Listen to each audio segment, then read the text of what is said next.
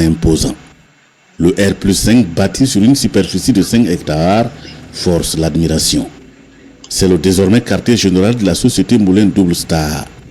À travers cette réalisation, le promoteur fait signer l'appel du gouvernement qui préconise la transformation locale plus accrue en vue de réduire la dépendance vis-à-vis de l'extérieur.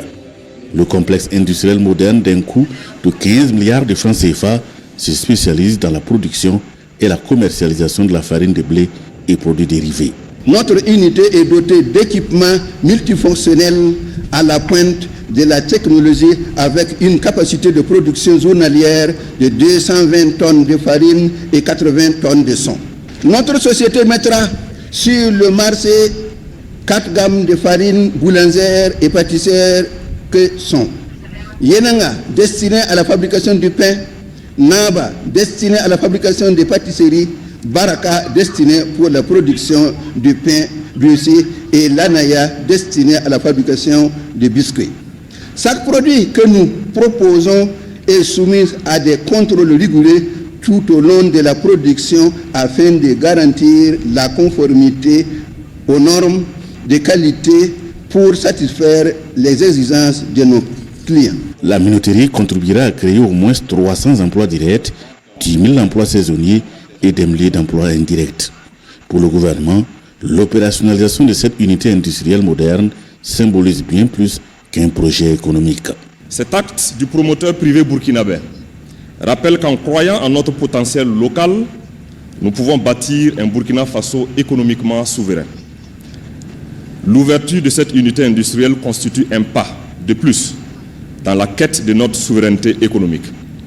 Elle nous rappelle que chaque initiative, chaque investissement, chaque projet, chaque effort compte dans la construction d'un Burkina Faso de nos espérances. La société Moulin Double Star est une démarche de plus vers l'affirmation d'un Burkina Faso souverain et prospère.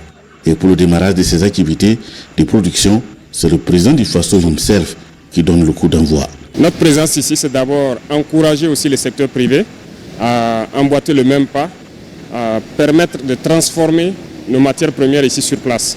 Donc nous venons encourager le promoteur, certes, mais à travers lui, inviter tous les Burkinabés qui sont en mesure de transformer nos matières premières, d'industrialiser le pays, de se lancer dans la dynamique, et aussi ceux qui sont de l'extérieur, les inviter à venir investir au Burkina Faso. Donc c'est ce message que nous sommes venus lui porter. Et je pense que, en sa présence, dans un passé récent, nous avons dû prendre des mesures pour interdire l'importation de farine de blé, parce que la farine de blé a toujours été importée au Burkina Faso. Et il a compris notre message, il a compris notre vision, il faisait partie, sinon c'est le plus grand importateur de farine de blé. Il a décidé de se lancer dans cette usine, nous l'avons encouragé et accompagné, et aujourd'hui c'est une réalité. Le promoteur veut aller bien au-delà. Son ambition, agrandir l'actuelle minoterie par l'installation d'une chaîne de production de la farine de maïs, la construction d'une usine de fabrication de pâtes alimentaires et des biscuits à base de blé sur ce site et l'implantation d'une nouvelle minoterie dans la ville de Bouïd-Lasso. Pour permettre aux unités de transformation de blé et de maïs de tourner à plein temps, El Hadj Souleymane Zidnaba compte investir les plaines de Bagré et de Samandeni pour lui-même produire le blé. Notre champ expérimental. D'accord. Bonjour, comment vous allez? Bonjour. Bonjour, comment vous allez? Bonjour. Chef, comment vous allez? Très bien. Tout va bien? Lengani, ça va? Non, ça va? Bonjour, vous allez bien? Bon, ça va bien? Bonjour. Comment vous allez? Ça va? On utilise 2 aspirateurs pour irriguer le champ. Ah, le château amène l'eau dans le bassin et du bassin maintenant il prend pour... On peut visiter. Ok.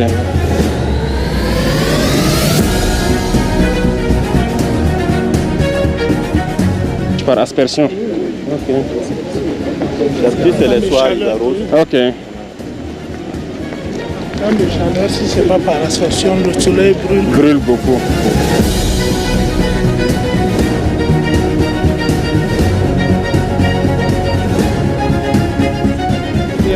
On met le charbon actif pour que le carbure et la floraison commence.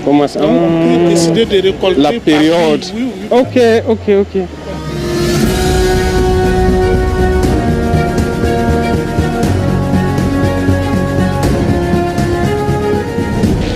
béton. Ok. Donc 1 mètre sous terre et 1 mètre dehors. Ok, 2 mètres. La longueur 12 mètres, la largeur 6 mètres. Le cacao, les cafés et puis le cola qui sont là. Ah bon, ici? Non, on a mis c'est un petit peu.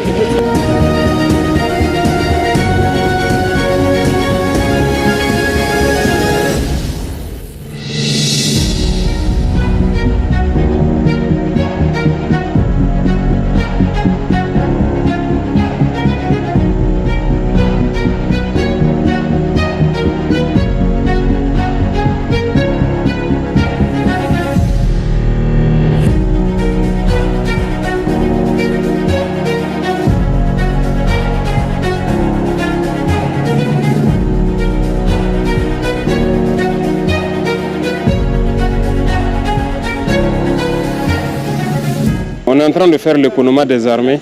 Alors je veux que les produits qui vont rentrer dans l'économie, là, que la majeure partie vienne de l'armée. Bien reçu.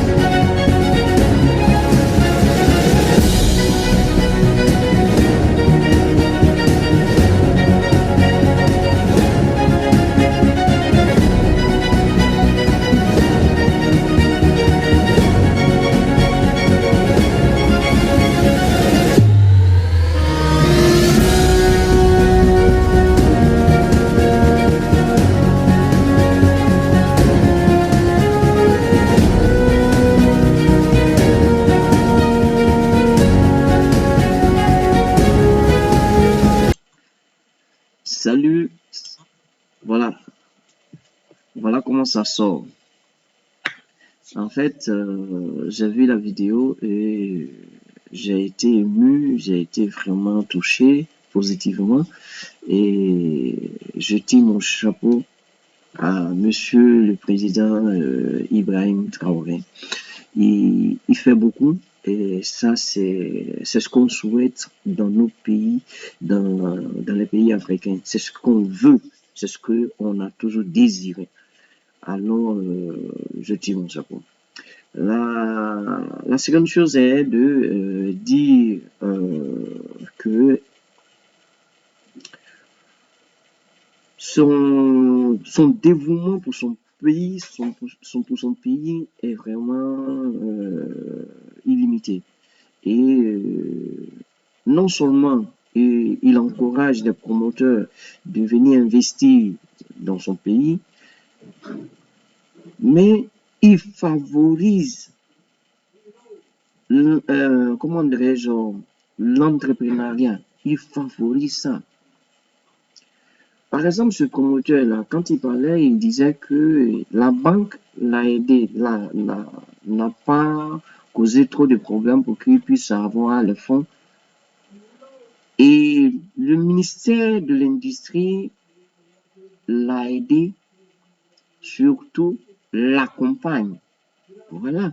Ça, c'est des mots-clés. Accompagner, aider et soutenir. Ce sont des mots-clés qui sous-entendent que le pays veut qu'on investisse. Mais je dis ça en me penchant aussi sur la Côte d'Ivoire pour dire, mais écoutez, qu'est-ce que ce pouvoir en place aujourd'hui a fait? Qu'est-ce que ce pouvoir en place a fait? Qu'est-ce que ce pouvoir en place a apporté au peuple ivoirien? La désolation. Il a dit dans ses meetings, dans ses campagnes, il a dit, je vais vous construire des maisons, chaque Ivoirien aura un toit. Chaque Ivoirien va perdre un toit. C'est ça. Chaque Ivoirien va perdre un toit. Voilà. Sinon, il a oublié la parole perdre. Avoir et perdre, il a confondu. Sinon, aujourd'hui, il y a des familles qui dorment dehors. Aujourd'hui, il y a des jeunes qui vont mourir dans la mer parce qu'ils veulent se chercher, ils veulent trouver un moyen de réussir. Et toi, tu es là, tu es en train de nous massacrer. Voilà, celui-là, il est arrivé, ça fait pas 4 ans, hein, ça fait 3 ans plein. Combien d'usines il a construit? Usine de tomates, usine d'ananas, usine de choses, comment on appelle ça, de blé. 3 usines en 3 ans. Et puis, ça continue. Ça continue, c'est pas qu'il s'arrête là. Voilà qu'il est en train de faire des pépinières de cacao, café, avocat. Puis il y en a encore. Regarde, son armée n'utilise pas seulement les armes, mais contribue à l'évolution, contribue à l'émancipation de ce pays. Voilà. Et ça, la Côte d'Ivoire, qu'est-ce qu'elle a fait? Si c'est pas pour envoyer ces militaires-là massacrer le peuple ivoirien ou même tuer, aller emmerder les autres pays limitrophes. Voilà au nord de la Côte d'Ivoire, à la frontière Burkina-Côte d'Ivoire. Ces militaires-là sont là en train d'emmerder le monde, en train d'emmerder le peuple burkinabé. Les orpailleurs, qu'est-ce qu'ils ont à voir là-bas? Ils sont sur le territoire burkinabé, ils ne sont pas sur le territoire ivoirien. Alors, qu'est-ce que vous avez à faire là-bas? Au lieu de vous mêler de ce qui vous regarde. Aujourd'hui, le peuple ivoirien ne peut même pas manger. Voilà un gars, l'exemple est là, palpable. Aujourd'hui, un Burkinabé est fier. Il est fier de dire sur Burkinabé. Quand il dit ça, il n'a pas peur. Quand il dit ça, il est content. Il est content parce que il sait que quelqu'un, un étranger, quand il va arriver dans son pays, il va croire, il va voir les réalités, il va voir les réalisations. C'est pas bouche-parole, comme on dit chez nous. Oui, on a fait des ponts, on a fait, et puis à coup de milliards, eux là, ils ont utilisé des milliards, mais c'est tangible. J'ai dit tangible parce que c'est touchable. On peut toucher, on voit. Vous là, vous avez parlé à faire des tunnels qui n'ont pas de sens, à faire des ponts qui ne peuvent même pas aider le pauvre Ivoirien à pouvoir s'en sortir. Ces ponts-là, est-ce qu'ils vont manger ça? Il faut avoir des voitures pour pouvoir passer sur ces ponts-là. Il faut avoir un engin pour pouvoir aller là-bas. Mais si au port, on ne peut pas faire sortir une voiture, le prix de dédouanement est plus que la voiture elle-même. Vous pensez que quoi? Les gens vont s'emmerder à ça? La vie ne se limite pas là, hein? Mais vous êtes méchant, foncièrement méchant, à la tête de ce pays-là. En tant que ce pays est vachement riche, qui peut faire profiter les Ivoiriens, qui peut aider les Ivoiriens à pouvoir s'en sortir, sans même se déplacer, sans même sortir de ce pays-là. Regardez dans les années 80, jusqu'à ce que le premier président Félix Houphouët-Boigny meure. Est-ce que vous avez vu des gens qui sortaient comme aujourd'hui? Même sous Bédier, les gens ne sortaient pas aussi comme ça. Sans parler même du président Gbagbo. Les gens ne sortaient pas comme ça. Ils sortaient pour aller étudier. Ils sortaient rarement. Ils sortaient parce que ils ont envie de sortir, se distraire un peu. Ils rentrent. Ils vont étudier. Ils reviennent. Bon, aujourd'hui, on voit nos frères mourir dans le Sahel là-bas. On voit nos frères qui n'arrivent même pas à manger 2 fois par jour. Autant des autres, les gens arrivaient à manger, si ce n'est pas 3 fois par jour, mais 2 fois par jour, ils arrivaient à faire ça. Les morts subites là, ils ne faisaient pas ça. Même si certaines personnes faisaient ça, c'était quelques rares familles. Parce que la pauvreté là, c'est pas que ça n'existe pas, ça existe, ça peut exister, mais c'est minime. Quand c'est minime, c'est supportable. Mais quand ça touche tout le peuple, là, ça devient autre chose. Voilà. Et moi, je sais pas où ce gouvernement ivoirien tire son intelligence. Où vous tirez votre intelligence? Où vous pensez que les Ivoiriens sont devenus, bon, une poubelle, quoi, je peux appeler. Parce qu'on jette tout, on fait comme on veut, bon, on s'en fout. Si, s'ils veulent, il faut qu'ils prennent ça. S'ils veulent pas, bon, ça n'engage que. Voilà, c'est comme ça que vous réfléchissez. Sinon, si c'est pas le cas, comment vous pouvez penser que des jeunes Ivoiriens qui ont besoin de, de travailler, de pouvoir se trouver un emploi, vous ne donnez pas les moyens nécessaires pour qu'ils puissent s'installer, pour qu'ils puissent entreprendre. Le peu qu'ils arrivent à faire, vous venez détruire. Quand quelqu'un fait une cabine, quand quelqu'un fait un coursier, bon, je ne sais pas comment vous pouvez appeler ça, mais qui prend une marchandise d'un point à une autre marchandise pour avoir une commission dessus, vous arrêtez ces enfants-là, vous allez les arrêter pour leur racketter encore de l'argent. Parce qu'il a une moto, il doit avoir telle pièce n'est pas là, parce qu'il a les phares cassés, il a tout ça pour lui foutre la merde et le jeune ne peut plus rien faire, il garde la moto, c'est fini. Il garde son vélo, c'est fini. Mais, oula, on va où avec vous? On va où avec vous? On ne peut pas entreprendre. Quand quelqu'un veut promouvoir une activité, les taxes vont le tuer. Il dit les taxes vont le tuer. Et ainsi, il dit non, il renonce. Mais si le gars, il renonce, regarde même un débrouillard qui n'arrive même pas à pouvoir s'installer, c'est un promoteur à grande échelle qui va venir pouvoir faire quelque chose. Allez au Burkina, vous allez voir. Les petites entreprises, les moyennes entreprises, ça existe. Ceux-là. Et il y a des microcrédits qui sont là pour ceux qui veulent entreprendre.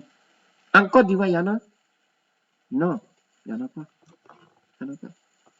On va où? On va où? On va où? On finira jamais de parler parce que il y en a trop et c'est exagéré. Donc, je vais vous laisser sur cette vidéo. On va reprendre une autre vidéo sur une autre actualité. Parce que il faudrait qu'on dénonce et on dénonce pour que ce pouvoir en place puisse savoir que elle est dans le mauvais chemin. Il est dans le mauvais chemin et que il n'a pas réussi à aider les Ivoiriens comme il avait promis. Il n'a pas aidé les Ivoiriens comme il avait promis.